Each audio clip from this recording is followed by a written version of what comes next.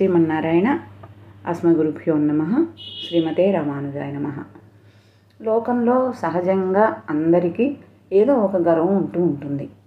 ధనవంతులమనో, బాగా చదువుకున్నామనో, లేదంటే అందంగా ఉన్నామనో, బాగా మంచి పదవిలో ఉన్నామనో, ఇలాంటి గర్వాలు.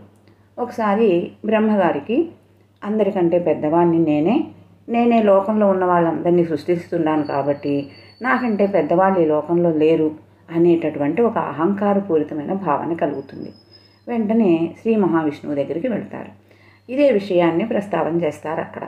అప్పుడు ఆ స్వామి ఒక చిరునవ్వు నవ్వి, పితామహుడు అనే బిరుదు నీకే ఉంది, అది నిజమే, కానీ దాని అర్థం నీకంటే వయస్సులో పెద్దవాడు లేరని కాదు అని చెప్పేటప్పటికీ బ్రహ్మగారికి నమ్మబుద్ధి కాల. సరే, మీకు ఏదైనా రుజువు చెప్పండి అని అడిగేటప్పటికీ, సరే నాతో రా, నీకే తెలుస్తుంది అని అనేక యోజనాలు వెళ్తారు. వెళ్ళిన తర్వాత ఒక ద్వీపానికి చేరతారు. ఆ ద్వీపం చాలా శోభాయమానంగా ఉంటుంది.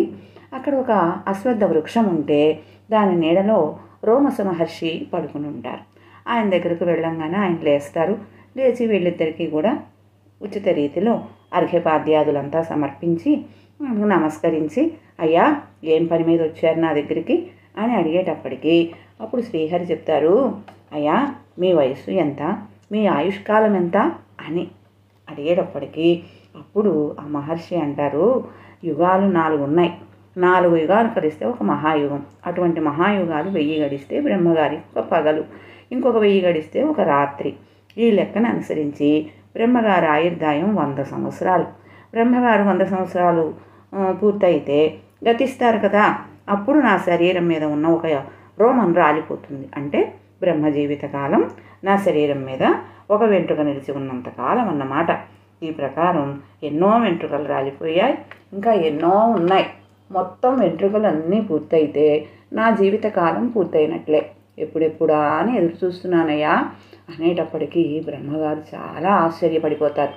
ఆ తర్వాత శ్రీమన్నారాయణుడు అష్టౌక్రి మహామని ఆశ్రమానికి తీసుకువెళతారు. ఆమెని కూడా వీళ్ళని ఆదరించి పూజించి సేవించిన తర్వాత, అయ్యా మీరు ఏం పని మీద వచ్చారు అని అడిగేటప్పటికీ అప్పుడు శ్రీహరి చెప్తారు, మీ ఆయుష్కాలం ఎంత అని చెప్పేటప్పటికీ, ఇప్పుడు మీరు రోమస మహర్షిని గురించి చెప్పారు కదా, అటువంటి రోమసులు ఎంతోమంది ఉన్నారు ఈ సృష్టిలో. సృష్టి వైచిత్రి అది. నా దేహంలో వంకరలు ఉన్నాయి చూశారు కదా, ఒక్కొక్క రోమసుడు గతిస్తే నా దేహంలో ఒక్కొక్క వంకర పోతుంటుంది.